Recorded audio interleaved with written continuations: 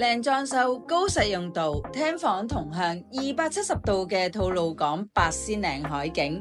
如果仲要係市場價放售，咁樣嘅單位會唔會係你嘅升級選擇？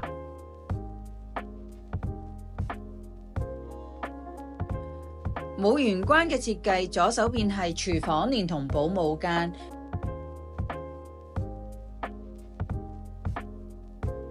客廳區唔單止梳化同電視機有足夠嘅距離，空間感大到放到高音甜、低音準喺度都冇問題，仲可以飽覽永久無遮擋270度嘅無敵大海景。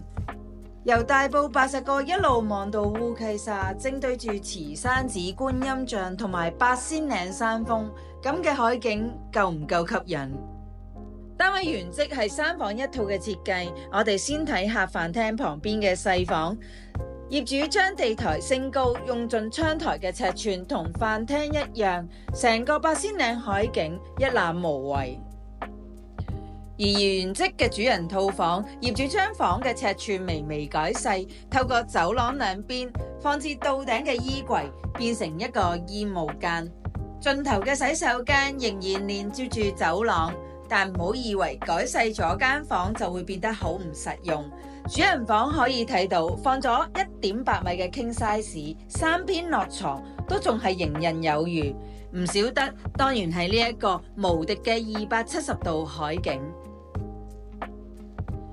另一間客房喺走廊入口嘅位置，雖然開則喺另一邊，但係望住球場景觀都係非常開揚。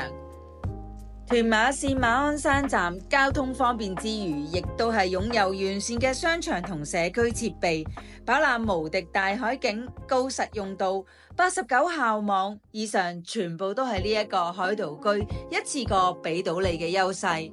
如果想一齊感受呢一個單位有幾咁吸引，真係要盡快聯絡我。咁優質嘅單位，我未必可以留到俾你㗎。